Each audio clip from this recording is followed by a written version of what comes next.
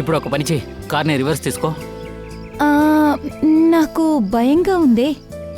ఇంకా బండి అక్కడికి ఇక్కడికి వెళ్ళిపోయిందంటే?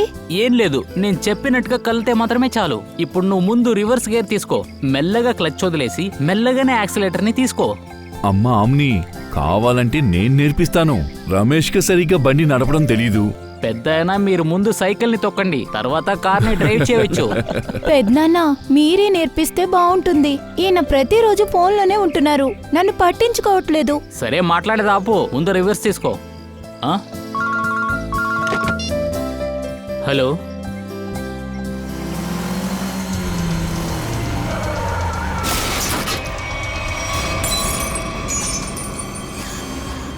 హౌళి ఏంటి ఇలా చేసావు నువ్వు? ఏంటి ఇంత కంపు కొడుతుంది?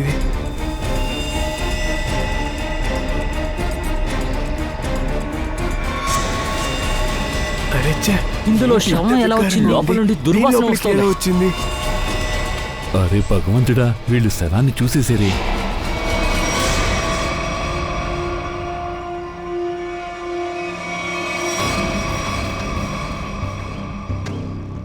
విగ్రహం ఫేస్ ని బాగానే చేశారు. నిర్లక్ష్యంగా వదిలేసినట్టు అనిపించడం లేదు.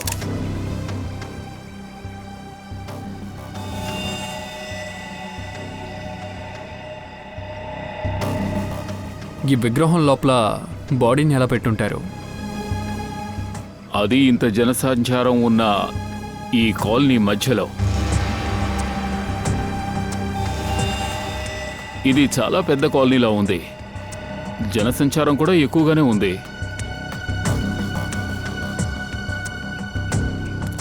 సార్, కాలనీ వాళ్ళు భయపడిపోయారు. ఈ డెడ్ బాడీ ఎవరిదోనే తెలీదు. కాలనీ నుంచి ఎవరూ కనిపించకుండా వెళ్ళలేదు. సరే వెళ్దాం. ప్లీజ్ మీరు పిల్లల్ని కాస్త ఇంట్లోకి పంపించండి, ఎందుకంటే ఇవన్నీ చూడడం వినడం పిల్లలకు మంచిది కాదు. పిల్లలు ఇంటికెళ్ళి ఆడుకోండి, వెళ్ళండి. తాత శిలలోపు ఏం ఉనింది? అక్కడేంటి బ్యాడ్ స్మెల్ వస్తుంది? నేను ఇంటికొచ్చి చెప్తా. పిల్లలు, అమ్మ చెప్పే మాట వినండి, ఓకేనా? ఇంటికి వెళ్ళండి.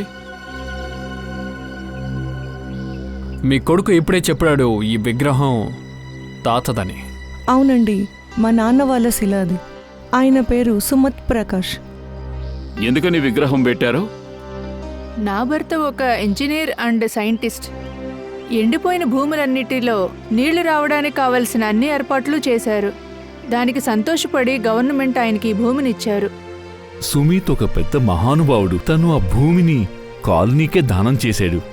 మేము కూడా ఆ స్థలం మీద పిల్లల కోసం పార్కు కట్టాం. ఆయనకు మర్యాద చేసే విధంగా పార్కులో శిలను నాటాం. కానీ ఒక్క విషయం బాగా అర్థమవుతోంది, రీసెంట్గానే ఆ శవాన్ని తీసుకెళ్లి అందరూ పెట్టారు. అవును, కొద్ది నెలల ముందు కావచ్చు. అవును, ఈ విగ్రహాన్ని ఎప్పుడు పెట్టారో ఏమిటో గుర్తుందా మీకు? ఎందుకంటే ఒకవేళ శవాన్ని అప్పుడే లోపల పెట్టుండొచ్చు. ఎలా చెప్తున్నారు సార్? దీనికి సాధ్యమే లేదు. ఏ సంవత్సరం సుమిత్ సార్ చనిపోయారో ఆ సంవత్సరమే ఈ స్టాచ్యూని మేము పెట్టాం. ఏం లేదన్నా 39 సంవత్సరాలైంది. 39 సంవత్సరాల క్రితమా? అలాగైతే రీసెంట్గా ఈ విగ్రహాన్ని వాళ్ళు రెనోవేట్ చేసి ఉండొచ్చు కదా. ఆ సమయంలో తీసుకెళ్లి బాడీని లోపల పడేసి ఉండొచ్చు. లేదు, ఈ శిలని ఎప్పుడు పాతామో ఆ రోజు నుంచి శిలని మెయింటైన్ చేయలా, అలాగే మార్చలా. అదెలా సాధ్యం అవుతుంది? కొన్ని నెలల ముందు చనిపోయిన వారు బాడీ ఈ విగ్రహంలోకి ఎలా వెళ్తుంది? ఖచ్చితంగా రాత్రి చీకటి పడిన తర్వాత ఈ పని జరిగి ఉంటుంది. అందుకే మీ ఎవరికీ తెలియలేదు. పూర్వి, ఓసారి వాచ్మెన్ ఎంక్వైరీ చేయి. సార్, ఈ కాలనీలో 200 పైన జనాలు ఉన్నారు. అలాగే ఈ విగ్రహాన్ని మార్చుంటే ఎవరైనా చూసేవాళ్ళు. అయినా ఇక్కడ ఎవరు అలా చూడలేదు. సార్, 2 వాచ్మెన్లు ఉన్నారు. ఒకళ్ళు డే, ఇంకొకళ్ళు నైట్. శిల్పం రెనోవేషన్ ఎవరూ చూడలేదని చెప్తున్నారు. ఆశ్చర్యంగా ఉంది. రెనోవేషన్ వర్క్ జరగకపోయి ఉంటే బాడీ ఎలా దీని లోపలికి వెళ్ళుంటుంది? 39 సంవత్సరాల క్రితం ఈ బ్రౌన్ విగ్రహం పెట్టారు. దాన్ని పెట్టిన తర్వాత ఎవరూ దాన్ని క్లీన్ చేయలేదు, రెనోవేషన్ కూడా చేయలేదు, సేఫ్టీ కూడా చేయలేదు. ఇవాళ బ్రౌన్ విగ్రహం లోపల ఒక డెడ్ బాడీ కూడా మనకు దొరికింది. కానీ ఆ కాలనీలో ఉన్న 40 మంది కూడా చెప్తున్నారు, కానీ వాళ్ళు ఏమీ చూడలేదని. అసలు ఇది ఎలా జరుగుంటుంది? ఒక విగ్రహం లోపల డెడ్ బాడీయా? 2 విషయాలే నాకు తెలుస్తున్నాయి. ఒకటి, పాత విగ్రహం లోపల ఈ బాడీని పెట్టుండాలి, లేకపోతే కొత్తగా విగ్రహం చేసేటప్పుడే ఈ బాడీని అందులో పెట్టుండాలి. ఆ కొత్త విగ్రహాన్ని ఆ పాత విగ్రహం ఉన్న చోట పెట్టి ఆ పాత విగ్రహాన్ని ఇక్కడ దాచుండాలి. దాని తర్వాత దాన్ని కట్ చేసుంటారు. దాని తర్వాత దాన్ని వెల్డింగ్ చేసి జాయింట్ కూడా చేసుంటారు. దాని తర్వాతే శిల నుంచుంటుంది, దాన్ని కూడా అలాగే చేసుంటారు. ఇవన్నీ అంత తొందరగా అయ్యే పనులా ఏంటి? బాగా టైం తీసుకొని ఉంటది, నిదానంగానే చేసుంటారు. బాడీనే శిల్పం లోపల పెట్టారు, తర్వాత దాన్ని కాలనీ లోపలికి తీసుకొచ్చారు, తర్వాత పాత శిలకు బదులుగా దీన్ని పెట్టారు. పూర్వీ ఇంత పెద్ద విగ్రహాన్ని ఊరికే భుజం మీద పెట్టుకుని ఇక్కడికి తీసుకొచ్చుండ్రు. దాన్ని తీసుకురావాలంటే ఏదో ఒక పెద్ద బండో ట్రక్కో కావాలి. అలాగే దానితో పాటు దాన్ని నిలబెడటానికి ఒక క్రైన్ కూడా వాళ్ళు తీసుకొచ్చుంటారు. ఇన్ని విషయాలు జరిగాయి, కానీ కాలనీలో ఉన్న ప్రజలు ఏం చెప్తున్నారు? అటువంటిది ఏది జరగలేదు, అట్లాంటిది ఏది మాకు తెలియదంటున్నారు. సార్, అలాగైతే వాళ్ళు ముందు చెప్పారు కదా, అదే చేసుంటారు. బాడీని కాలనీకి తెచ్చుంటారు, తర్వాత విగ్రహంలో పెట్టుంటారు. పంకజ్, విగ్రహాన్ని కింద పడుకోబెట్టుంటారు, దాని తర్వాత డెడ్ బాడీని అందులో పెట్టుంటారు, ఆ తర్వాతే విగ్రహాన్ని నిలబెట్టారు. ఎలా ఇది సాధ్యమవుతుంది? ఎలా సాధ్యమవుతుంది? సార్, ఒక బాడీని దాచిపెట్టడానికి ఎందుకు ఇలా చేస్తున్నారు? నేరస్తుడు దాచిపెట్టడానికి ఎందుకు ఇలా చేస్తున్నాడు? అదే కదా అర్థం కాలేదు. ఎందుకని ఇంత కష్టపడాలి? ఆ విగ్రహంలో ఆ బాడీని ఎందుకని దాచిపెట్టాలి? ఖచ్చితంగా ఇందులో ఒకదానికొకదానికే కనెక్షన్ ఉంది. అసలు ఇది చేసిందెవరై ఉంటారు? ఎవరా వ్యక్తి? అసలు ఆ బాడీ ఎవరిది? ఎలా వాడు చచ్చాడు? చచ్చాడా లేక చంపబడ్డాడా? ఇతనికి 45 ఏళ్ళు అయింది. తల మీద తగలడం వల్లే చనిపోయాడు. అరే సార్, అసలు మీకు ఏమైంది? తెలుగులో మాట్లాడకుండా ఇంకేదో భాషలో మాట్లాడుతూ ఉన్నారు. అరే, వీడికి 45 ఏళ్ళు అయింది. తల మీద దెబ్బ తగలడం వల్లే వీడు చనిపోయాడు. ఇలా చెప్పాలి. Thank you. సరే సార్, ఇంకేమైనా వివరాలు మీరు చెప్పగలుగుతారా? ఇదేమన్నా మంత్రమా? వేసిన వెంటనే వచ్చేస్తానికి. చిటికి వేసిన వెంటనే వస్తానికి ఇదేమన్నా మంత్రమా? మనం చిటికేస్తే వీడు మాయమైపోతే భలే ఉంటుంది తెలుసా? ఏంటంటే ఇప్పుడు ఏం చెప్పావు? అదేంటంటే సలోకి సార్ మీరు వచ్చి చిటికేసే లోపల అన్ని పనులు చేసేస్తున్నారని చెప్పాను సార్. అంతే సార్. ఏంటి సార్? ఇప్పుడు నేను చిటికేసే మూడ్లో లేను. అయితే నేను అలా పక్కకి వెళ్ళి చిటికేస్తాను, కూర్చుంటాను. ఎక్కడికి వెళ్తావు నువ్వు? అది మీరే చూసుకోండి. హాయ్ తారికా.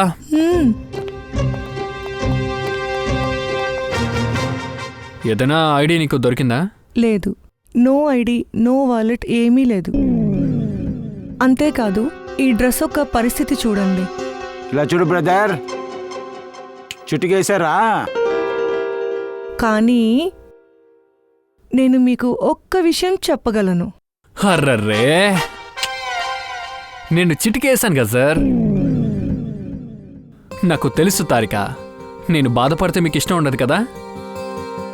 చెప్పండి. ఒక్క విషయం చెప్పగలను, ఈ బాడీ ఎంతసేపు ఆ శిలలో ఉంది అని. అలాగా? ఎంతసేపు? ఈ శిల బ్రౌన్ శిలలో దాచిపెట్టి ఉంది. క్లైమేట్ చేంజెస్ ఎలాంటి బాధింపు తీసుకురాలేదు. ఈ టెస్ట్ తర్వాత ఏం తెలిసిందంటే, అదేంటంటే 2 నెలలుగా ఈ బాడీ ఆ శిలలోనే ఉంది. ఓ, అలాగైతే ఈ మనిషిని 2 నెలల ముందు చంపారు. అలానే ఉంది. కానీ సార్, ఆ సైడ్లో పెట్టినప్పుడు ఈ బాడీని ఎలా ఎవరూ చూడలేదు? విగ్రహం 39 సంవత్సరాల పాతదని కాలనీలో ఉన్నవాళ్ళు చెప్పారు. డాక్టర్ సార్, ఒక్క విషయం చెప్పండి, విగ్రహం కొత్తదా లేదా పాతదా? ఈ శిల చాలా పురాతనమైన శిలేం కానే కాదు, కొత్తది. ఓ, అయితే విగ్రహాన్ని వాళ్ళు ట్రక్లోనే తీసుకొచ్చుంటారు. ట్రక్లో తీసుకొచ్చినా ఎవరు ఎలా చూడకుండా పోయారు? నాకు తెలీదు. సోలంకి సార్, ఎవ్వరూ ఆ క్రెయిన్ని ఎలా చూడలేదు? క్రెయిన్ సాయంతోనే కదా ఆ స్టాట్యూని నిలబెట్టి ఉంటారు. నాకు తెలీదు. సోలంకి సార్, అరే, ఆ స్టాట్యూలో ఎప్పుడు ఎలా బిల్డింగ్ కట్టుంటారు? నాకు తెలీదు, నాకు తెలీదు, నాకు అసలు తెలీదు. సరేనండి సార్, నాకేమనిపిస్తుందంటే బాడీలో బ్యాడ్ స్మెల్ ఉండడం వల్ల సోలంకి సార్ బ్రెయిన్ కన్ఫ్యూషన్లో ఉంది. ఏమన్నాడు? ఇప్పుడు ఏమన్నాడు వాడు? ఇలా చూడండి, నన్ను టెన్షన్ పెట్టద్దు. ఈ శిలకి మొహం వేరే చేయాలి నేను. సరే, ఎవ్వరూ మిమ్మల్ని ఏమీ అడగరు, మీరు మీ వర్క్ చూసుకుంటే చాలు. రీ సైలెంట్గా ఉండు. ఎనీహౌ మనకి ఒక్క విషయం తెలిసింది, ఈ విగ్రహం కొత్తదని. అందులో ఎవరో బాడీని పెట్టారు. ఎలా సార్? ఎప్పుడు ఎలా అనేది తర్వాత కనిపెట్టాలి. ముందు ఈ విగ్రహాన్ని ఎవరు చేశారని మనం కనిపెట్టాలి.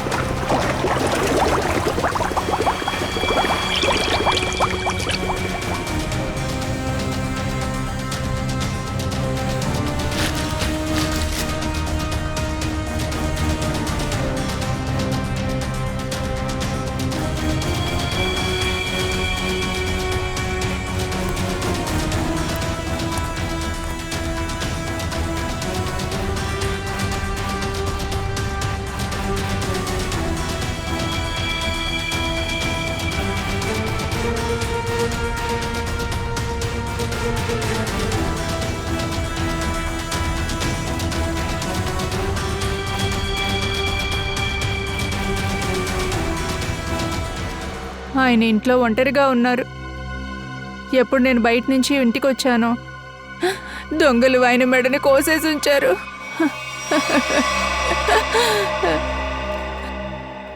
ఒకవేళ నేను ఇంట్లో ఉండుంటే ఆయన కాపాడే సందర్భం దొరుకుండేది సార్. మీ బాధ నాకు అర్థమవుతోంది మేడం, కానీ మాకు కొన్ని ఇన్ఫర్మేషన్స్ కావాలి. ఏమేం పోయాయో చెప్పండి. ఏం పోలేదు. దొంగిలించడానికి ఇంట్లో ఏమున్నాయి? ఆ రోజు ఏమీ లేదు, ఈ రోజు ఏదీ లేదు. మీ హస్బెండ్ శిలలు తయారు చేస్తారు కదా, అది ఎవరి కోసం చేస్తారు? నేను అడిగేది ఏంటంటే ఆయన క్లయింట్స్ ఎవరు? నాకు తెలియదు, కానీ ఆయన వస్తువులన్నీ ఆ అలమారులోనే పెడతారు. మేము వచ్చి చూడొచ్చా? చూడండి. వెళ్ళి చూడు.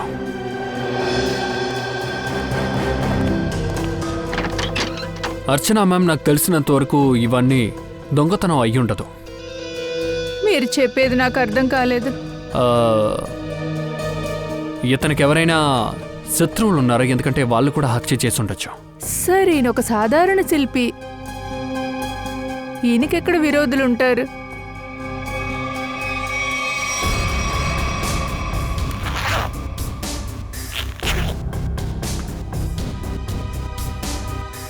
సార్, ఫ్రెడీ, ఈ ఫైల్ చాలా స్టాట్యూస్తో పాటు చాలా న్యూస్ పేపర్ కట్టింగ్లున్నాయి. ఆయన ఏమేం శిలలు చేస్తారో వాటి రికార్డు ఈ ఫైల్లోనే పెడతారు. అండ్ సార్, దీన్ని చూడండి. విషయం ఇదన్నమాట. 1976లో సుమిత్ విగ్రహాన్ని ఇతనే చేశారు. అర్చన మ్యామ్, విగ్రహం చేసేవాళ్ళు మామూలుగా వాళ్ళు చేసిన విగ్రహం యొక్క అచ్చుని మామూలుగా దాచి ఉంచుకుంటారు. ఎందుకంటే విగ్రహం విరిగిపోతే మళ్ళీ చేస్తారు కదా. ఇతను కూడా దాచిపెట్టుకున్నారా?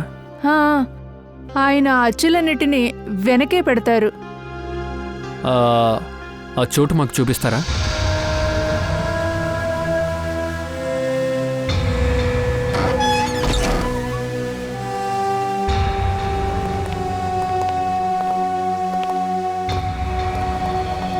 సార్, మీరు ఇవన్నీ చూస్తున్నారు కదా, ఇవే ఆయన జీవితంలో ఆయన చేసిన కార్యాలు. ఆయన ఏ శిలైతే చేశారో వాటి అచ్చి ఇక్కడ తప్పకుండా ఉంటుంది.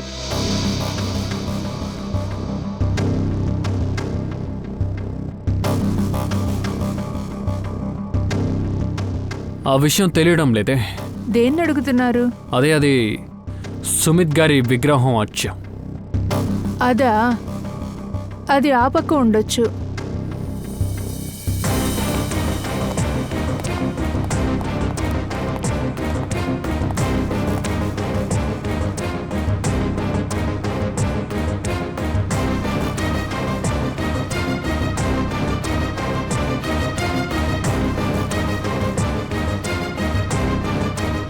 మీరు దేన్ని చూస్తున్నారు? ఈ మట్టి గమనించావా? ఇక్కడొకటి ఉందన్నమాట, కానీ ఎప్పుడు లేదు. అర్చన మ్యామ్, సుమిత్ కుమార్ గారి విగ్రహం అచ్చు ఇక్కడ ఉండేదా? ఇక్కడే ఉంది. తీసేశారు. మీరేమంటున్నారు? వాళ్ళు దొంగతనం చేస్తారా? సుమిత్ కుమార్ గారి విగ్రహం అచ్చు ఇక్కడి నుంచే దొంగలించారు. నిషిత్ గారిని దీనికోసమే హత్య చేశారు. కానీ సార్, సుమిత్ సార్ స్టాచ్యూ అచ్చు దొంగలాడి దొంగడేం చేస్తాడు? దానితో సుమిత్ గారు కొత్త విగ్రహం తయారు చేసి శవాన్ని అందులోకి పడేశారు. కానీ సార్, ఆ బాడీ ఎవరిదనేది ఎలా కనిపెట్టాలి? సలోంకి సరే మొహాన్ని డిజైన్ చేస్తున్నారు కదా, ఒక్కసారి మనకి మొహం తెలిస్తే నిజం మొత్తం బయటకు వస్తుంది. మొహం వచ్చిందా సార్?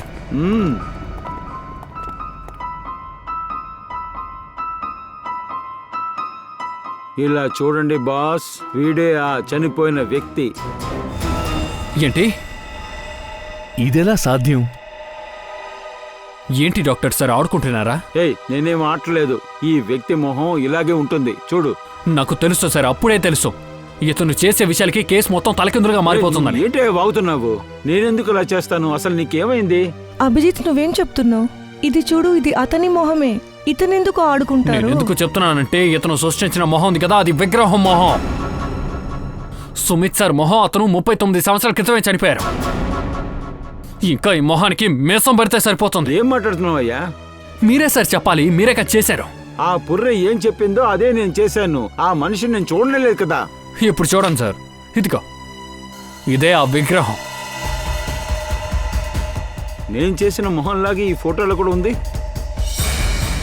ఇదెలా సాధ్యం? ఈ వ్యక్తి 39 సంవత్సరాల క్రితమే చనిపోయారు. ఇప్పుడు ప్రాణాలతో ఉంటే 80 ఏళ్ళు ఉంటుంది. ఇంకా మీరే కదా సార్ చెప్పారు చనిపోయిన వ్యక్తికి 45 ఏళ్ళే ఉంటుందని. ఇది ఎలా పాసిబుల్? ఐఎమ్ సారీ బాస్, నాకు లీవ్ అది కావాలి. మీరే చూసుకోవాలి. ఆ విగ్రహం లోపల ఎలా శవాన్ని తీసుకెళ్లి పెట్టారని మనం ఆలోచిస్తూ ఉంటే, ఇప్పుడు మనం చూడాల్సింది Sumit sir body Sumit sir విగ్రహం లోపలికి ఎలా వచ్చిందని, ఎందుకు వచ్చిందని. సార్, ఏమైనా తెలిసిందా ఆ బాడీ గురించి? ఇలా చూడండి, ఆ విషయం గురించే మేము ఇక్కడికి.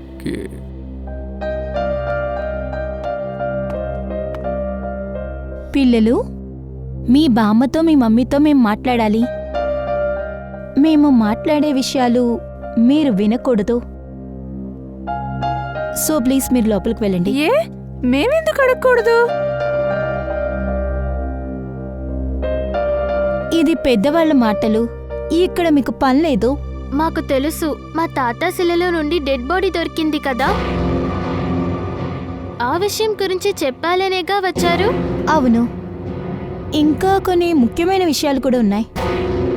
మీరు మంచి పిల్లలే కదా, చెప్పండి. ప్లీజ్ లోపలికి వెళ్ళండి.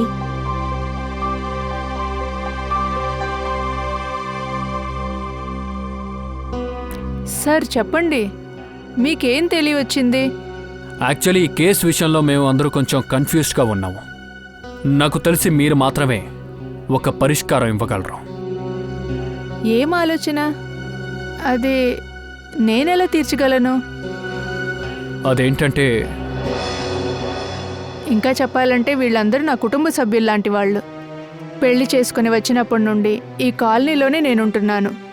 వీళ్ళకి అన్ని విషయాలు తెలుసు. మీరేం అడగాలనుకుంటున్నారో వీళ్ళ ముందే అడగండి. సరే, మీ భర్త సుమిత్ సార్ చనిపోయి ఇంతటితో 39 సంవత్సరాలు అవుతోంది. కానీ సుమిత్ సార్ విగ్రహం నుంచి మాకొక డెడ్ బాడీ దొరికింది.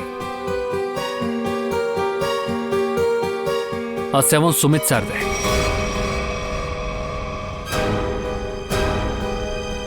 ఇది ఎలా జరుగుతుంది? ఇదే జరిగింది. ఇలా చూడండి.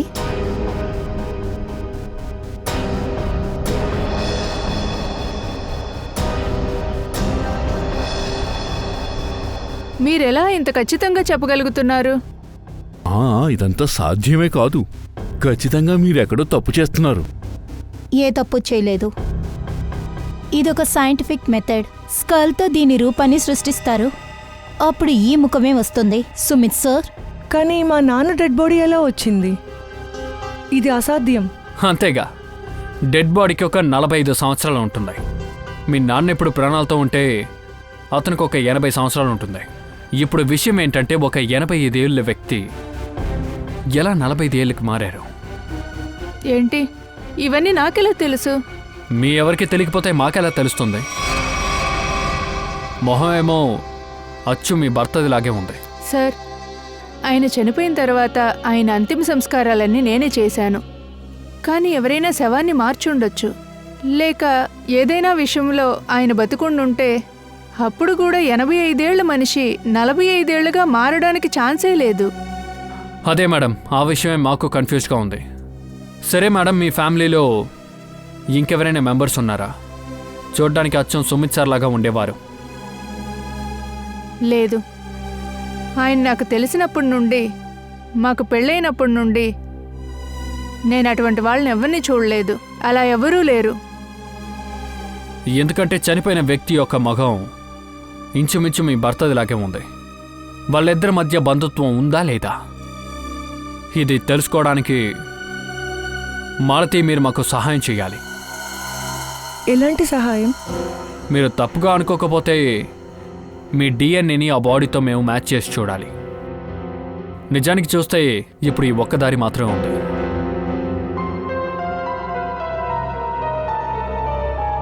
సరే, నేను రెడీగా ఉన్నా. ఎందుకంటే మాకు జవాబు కావాలి. పూర్వి,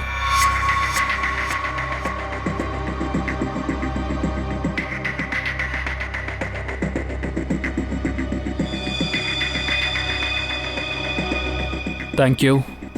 మనం తర్వాత కలుద్దాం. అప్పుడు నా దగ్గర సమాధానం ఉంటుంది. తారిక, డిఎన్ఏ రిపోర్ట్ వచ్చిందా? పార్షియల్ మ్యాచప్. ఏంటి పార్షియలీ మ్యాచా? చూసారా, అయితే సలోంకి తప్పు చేయలేదన్నమాట. ఈ వ్యక్తి సుమిత్ ఫ్యామిలీకి చెందినవాడే. తండ్రి డిఎన్ఏ ఈ అమ్మాయి దగ్గర ఉంది, ఈ డెడ్ బాడీలో కూడా ఉంది. నేను ఖచ్చితంగా చెప్తున్నాను, ఈ మనిషి సుమిత్ ఫ్యామిలీకి చెందినవాడే. ఇతను సుమీత్ రిలేటివ్గా ఉంటే వాడికి తెలిసి ఉండాలి కదా. ఎవరికైనా వీడు తెలిసుండాలి. కానీ ఇది నిజంగానే ఆశ్చర్యంగా ఉంది. మీరు సృష్టించిన మొహాన్ని మేము పేపర్లోనే ఇచ్చాం, కానీ వీడు తెలుసని చెప్పి ఒక్కడు కూడా ముందుకి రాలేదు. ఈయన ఈ సిటీలోనే ఉన్నారంటే అప్పుడు ఎవరైనా చూసుండాలి కదా. వీళ్ళకి తెలిసిన వాళ్ళు ఉండాలి కదా. తారిక, మీరొక జీనియస్. అలా నేనేం చెప్పాను? కేస్ సాల్వ్ చేశారు. ఒకవేళ ఈ వ్యక్తి ఫారినర్ అయ్యి ఉండొచ్చు కదా. చనిపోవడానికి కొన్ని రోజులకు ముందు ఇక్కడికి వచ్చి ఉండొచ్చు. ఓ, అందుకే వీడు ఎవరికీ కనిపించట్లేదు. 2-3 నెలల యొక్క ఇమిగ్రేషన్ రిపోర్ట్ని మనం చెక్ చేయాలి. పంకజ్, ఈరోజు న్యూస్ పేపర్లో నేను నా రాశి ఫలాలు చదివాను. అందులో ఏముందో తెలుసా? చెప్పేయండి. త్వరగా పనిలో మార్పు కనిపిస్తుంది. దీనికి ఏమర్థమో తెలుసా? తెలుసు సార్, ఇది దిగులుపడే విషయం. మీకు డిమోషన్ జరగబోతుంది. మీ పోస్ట్ నాకన్నా కిందకెళ్తుంది. ఏమంటున్నావు? దీనికి ఏం అర్థం అంటే నాకు త్వరగానే ప్రమోషన్ దొరకబోతుంది.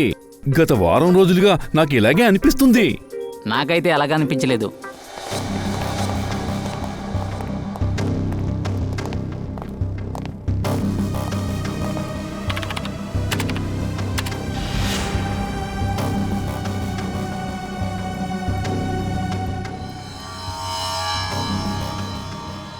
సచిన్, వీణ్ణి చూస్తుంటే సుమిత్లాగే ఉన్నాడు కదా.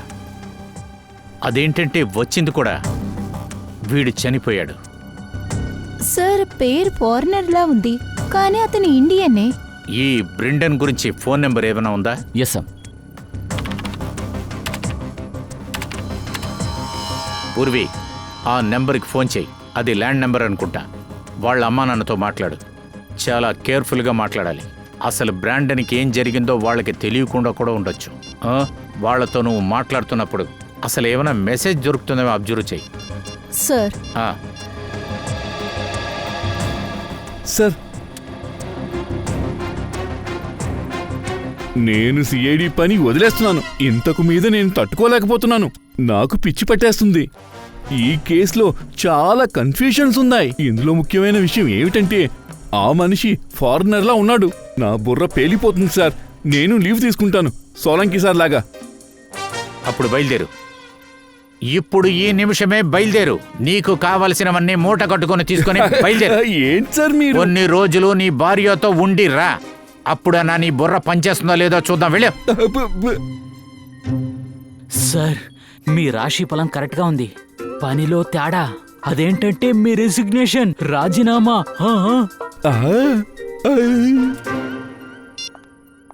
సార్, ఏంటి పూర్వి, మాట్లాడావా? మాట్లాడాను. ఇంకొక ఆశ్చర్యమైన విషయం తెలిసింది. ఏంటది? ఈ బ్రెండెన్ సుమిత్ వాళ్ళ అబ్బాయి. బెండన్ సుమిత్ కొడుక? అదేలాగా? తన మొదటి పెళ్లి సుమిత్ బేట్రస్ అనే ఫారినర్ 1971లో పెళ్లి చేసుకున్నారు. పిల్లలు పుట్టిన తర్వాత ఆ లేడీ చనిపోయింది. ఆయన భార్యని కోల్పోయారు. ఆయన పిల్లలతో ఇండియా రావాలని అనుకున్నారు. కానీ ఆయన వాళ్ళ భార్య ఇంట్లో పిల్లల్ని వదలలేదు. అందుకని ఆ పిల్లల్ని తాతయ్య బామ్మ దగ్గర వదిలేసి ఇండియా వచ్చారు. ఇండియాకి వచ్చిన తర్వాత అర్చనాని పెళ్లి చేసుకున్నాడు. తన పాత జీవితాన్ని దాచాడు. దాచిపెట్టి ఎవరికి ఏమీ చెప్పలేదు. Yes sir. అది సరే, ఈ బెండన్ ఎందుకోసం ఇండియాకు వచ్చాడు? అసలు ఏం విషయంగా వచ్చాడు? తన తాత బామ్మ చనిపోయిన తర్వాత ఆయన మరణం గురించి తెలిసింది. సో నాన్న గురించి తెలుసుకోవడానికి ఆయన ఇండియా వచ్చారు. ఒకడు తన కుటుంబాన్ని గురించి తెలుసుకుంటానికి ఇండియాకు వచ్చాడు. కానీ ఇక్కడికి వచ్చిన తర్వాత అతను హత్య చేయబడుతున్నాడు. లేదు లేదు లేదు, దీనికంతా వేరే ఏదో కారణం ఉంది. సార్, ఇప్పుడు మేము బ్రెడ్ అంతా కొన్ని మేము ఎలా పట్టుకోవాలి? మొదటి నుంచే మనం దీన్ని కనిపెట్టాలి. సారీ సార్, మీరు చెప్పేది అర్థం కాలేదు. ఎయిర్పోర్ట్ నుంచి పంకజ్, ఎయిర్పోర్ట్ నుంచి బ్రెండన్ ఎప్పుడు ఎయిర్పోర్ట్లో దిగాడో దాని తర్వాత అతను ఎక్కడికెళ్ళాడు, ఎందుకెళ్ళాడు, ఎవరిని కలిశాడు?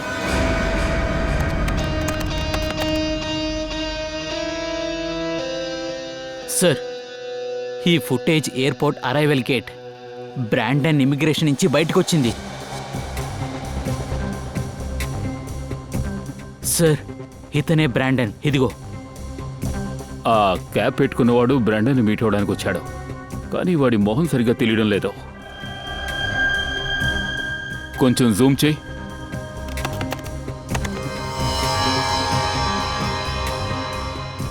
వాడు కావాలనే తన మొహాన్ని దాచిపెట్టుకున్నాడు. వాడి మొహం కెమెరాలో కనిపించకూడదని చాలా జాగ్రత్తగా ఉన్నాడు. తర్వాత చూడు. సార్, వాళ్ళు పార్కింగ్ లోపలికి వెళ్తున్నారు. అయితే క్యాబ్ వాళ్ళ బండి పార్కింగ్ లో ఉందా? ఓ పంచేయి. వాళ్ళిద్దరూ అక్కడి నుంచి బయటికి వెళ్ళిన ఒక అరగంట తర్వాత అక్కడి నుంచి ఎన్ని కార్లు బయటికి వెళ్ళాయో ఆ డీటెయిల్స్ అంతా క్లియర్గా తెలుసుకో. అప్పుడు క్లియర్గా తెలుస్తుంది ఈ క్యాప్ వేసుకున్న వాళ్ళు ఏ కారులో వచ్చాడో. సరే, ఇది సరిపోతుంది. ప్రతి ఒక్కరికి ఫోన్ చేసి కనిపెట్టండి. ఏ ప్యాసింజర్ని అక్కడి నుంచి తీసుకెళ్లి ఎక్కడెక్కడ వదిలిపెట్టారో కనుక్కోండి. హలో, మీరు ఏం చేయడానికి వెళ్లారు? వదలడానికి వెళ్ళారా? Mrs Anchal Kumar? Okay Purvi. Okay.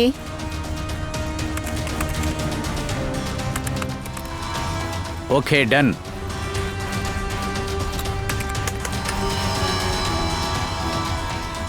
Mister డిజల్వా?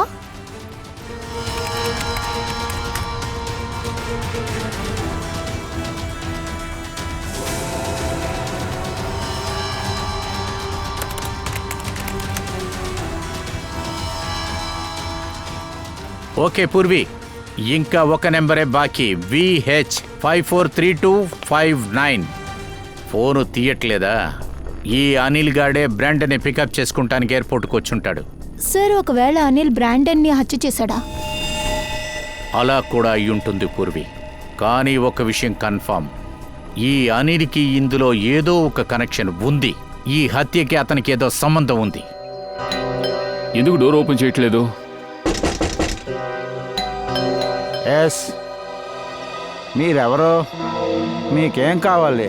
మీ ఓనర్ అనిల్ గారిని కలవాలి. ఎక్కడున్నారు? ఆయన లేరు. ఆయన నుంచి అడుగుతున్నారు. ఇలా చూడండి, ఊరికే ఇబ్బంది పెట్టారంటే పోలీసుని పిలుస్తాను నేను. మేము సిఐడీస్. సిఐడినా? ఇదేంట్రా ఇది ఇలా అయిపోయింది?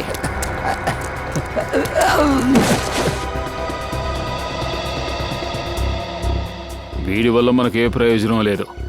వీడు ఎటువైపు పరిగెట్టుకు వెళ్ళాడో అక్కడే అనిల్ కూడా ఉండుంటాడు. పదండి వెళ్ళి చూద్దాం. ఏ తప్పుకో, లే తప్పుకో.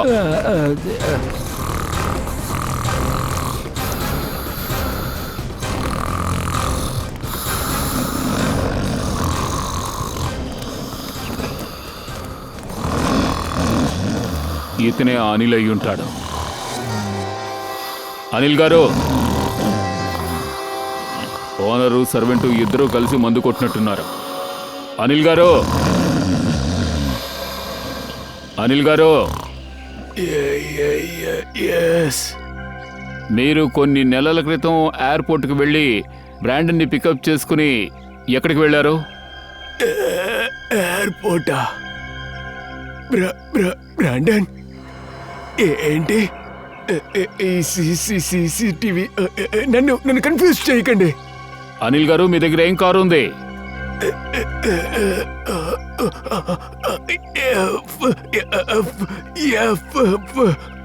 నిజమేమిటంటే ఈ బంగ్లా కూడా మీది కాదు, ఆ కారు కూడా మీది కాదు. ఓరి భగవంతుడు!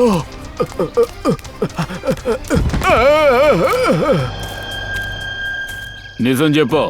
సార్, నాకేం తెలియదు సార్. సార్, నేను సాధారణ వాచ్మెన్ సార్, వాచ్మెన్. నాకు ఓనర్ ఉన్నాడే, వాడు ఈ బంగ్లా నాకు అలాగే కార్ని నా పేరును రాసిచ్చాడు. నాకంటూ ఏమీ లేదు. మరది ఎవరిది? సార్, ఇదెలా నేను చెప్పను సార్. ఇది చెప్పానంటే నా ప్రాణాలే పోతాయి సార్. ఇలా చూడు, నువ్వేం దిగులు పడకు, నీకేమీ కాదు. ఈ పనులన్నీ చేయమని నిన్నెవరు బలవంతం చేశారు? సార్, ఏంటి విషయం? ఎందుకు మమ్మల్ని ఇక్కడికి పిలిచారు? ఏమైనా తెలిసిందా? ఒక షాకింగ్ స్టోరీ. ఈ స్టోరీని మీరందరూ వినాలి. ఉమిత్ గారికి గవర్నమెంట్ ఒక స్థలం ఫ్రీగా ఇచ్చింది కదా, అక్కడి నుంచి ఈ కథ మొదలవుతోంది. ఆ స్థలంలో ఈ చిన్న గార్డెనే కాదు, ఆ స్థలంలో ఇంకొక పెద్ద మాల్ కూడా ఉంది, మీ కాలనీ వెనకాల.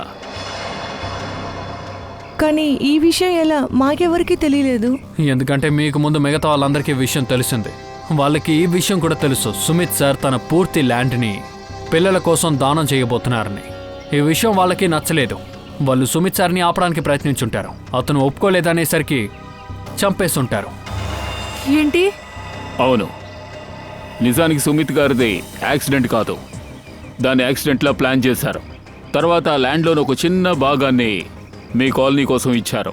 ఆ తర్వాత మొత్తం ప్లేస్ని బిల్డర్స్కి అమ్మేశారు. ఆ ప్లేస్లోనే ఆ మాల్ని కట్టారు. బిల్డర్ నుంచి దొరికిన డబ్బుతో జాలీగా ఉన్నారు. మిగతా దేశాల్లో కూడా వాళ్ళకి ఇల్లు, బంగ్లాలు ఉన్నాయి, ఇంపోర్టెడ్ కార్స్ కూడా ఉన్నాయి. కానీ ఈ విషయం ఎవరికీ తెలియదు. ఇంతెందుకు ఫ్రెండ్స్కి, కుటుంబ సభ్యులకు కూడా తెలియదు. సుమిత్ గారు అబ్బాయి బ్రెండన్ ఎప్పుడు ఫ్యామిలీని కలవాలని ఇండియాకు వచ్చాడో అప్పుడే అతన్ని కూడా చంపేయడం జరిగింది. ఎందుకు అది తెలీదు. ఆ తర్వాత కొడుకు డెడ్ బాడీని తండ్రి విగ్రహంలో దాచారు. ఈ పని ఎలా చేశారో అదే మేము తెలుసుకోవాలనుకుంటున్నాం. కానీ వాళ్ళందరూ ఎవరు? ఇక్కడే ఉన్నారు. నిజానికి ఈ కాలనీలోనే ఉన్నారు. మోసం చేసిన డబ్బులతో ఇప్పుడు వాళ్ళు సంతోషంగా ఉన్నారు. కానీ వాళ్ళెవరో మాకు తెలుసు.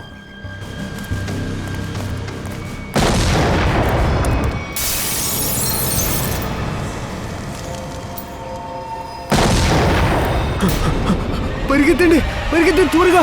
అదిగో అటువైపు వెళ్ళండి, త్వరగా వెళ్ళండి. అందరూ ఇక్కడి నుంచి పరిగెత్తండి. పరిగెత్తండి అందరూ, పరిగెత్తండి అటువైపు. జాగ్రత్త పిల్లలు, జాగ్రత్త.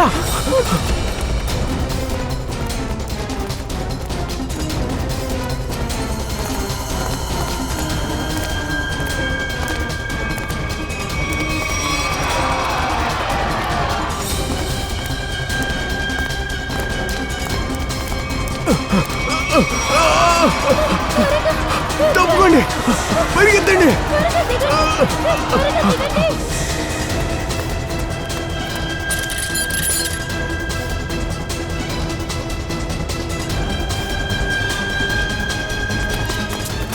ఆనంద్ ఆనంద్ జాగ్రత్త. ఏయ్, అసలు ఏం చేస్తున్నావు నువ్వు?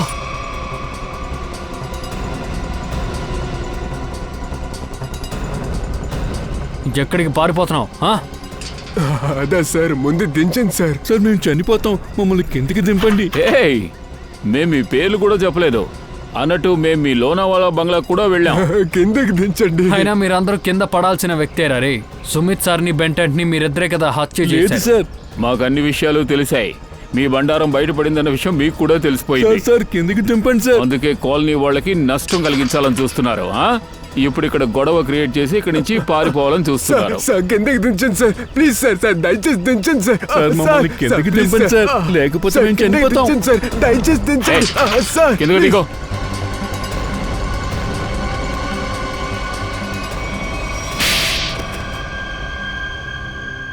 ఆయన మీ ఫ్రెండే కదా, ఆయన్నెందుకు మీరు చంపారు?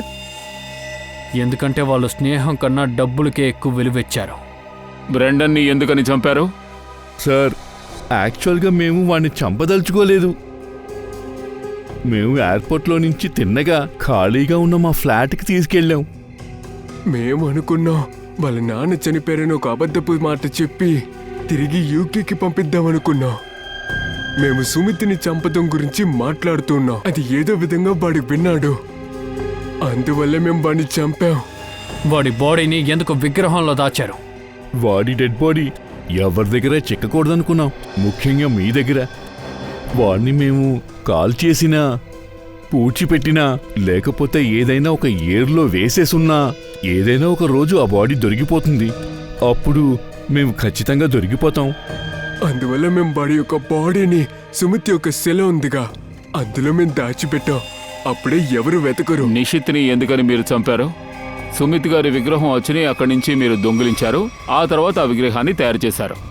కానీ మీరు విగ్రహాన్ని మార్చిన విషయం కాలనీలో ఉన్న ఒక్కరికి కూడా తెలియదు. అది సార్, మేము ఒకరోజు పూర్తి కాలనీ వాళ్ళకి భోజనానికి ఇన్విటేషన్ ఇచ్చాం. వాళ్ళందరూ వచ్చిన ఆ పార్టీలో తిన్న తిండిలో స్లీపింగ్ టాబ్లెట్ కలిపాం. ఇదే కదనమాట. కాలనీలో ఉన్న వాళ్ళందరూ నిద్రపోయిన తర్వాత పాత విగ్రహానికి బదులు కొత్త విగ్రహం పెట్టారు. రోనీ ఆ కార్తో విగ్రహాన్ని గుద్దకుండా ఉండుంటే వీళ్ల బండారం ఎప్పటికీ బయటపడి ఉండేదే కాదు. కానీ నిజానికి చాలా శక్తి ఎక్కువ, దాచడం చాలా కష్టం. ఒక నేరంలో ఓ బలహీనత ఉంటుంది, దాన్ని ఎవరూ దాచిపెట్టలేరు. అవును సార్, మమ్మల్ని మోసం చేశారు. వీళ్ళని మా దగ్గర వదిలేయండి. వాళ్ళని మాకు అప్పగించండి, మేము చూసుకుంటాం. సార్ లేదు సార్, నన్ను అరెస్ట్ చేసాను దయచేసి, లేదంటే వీళ్ళంతా నన్ను చంపేస్తారు. అరెస్ట్ చేయండి సార్. మీకు శిక్ష ఇచ్చే హక్కు మాకు ఉండుంటే ఈ పాటికి మిమ్మల్ని వాళ్ళకి అప్పచెప్పుంటాం. మా చేతులు బంధింపబడి ఉన్నాయి. లేదంటే నిఖిల్, పంకజ్ తీసుకువెళ్ళండి.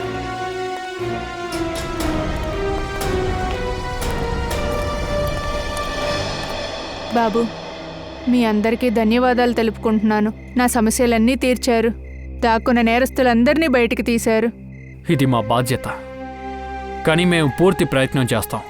ఆ మాల్ని ఎలాగో అలా మీకు ఇప్పించేలా చూస్తాం. మీ భర్తకి ఒక కళ ఉండేది, అది ఖచ్చితంగా నెరవేరుతుంది. మీరు బాగుంటారు, బాగుండండి.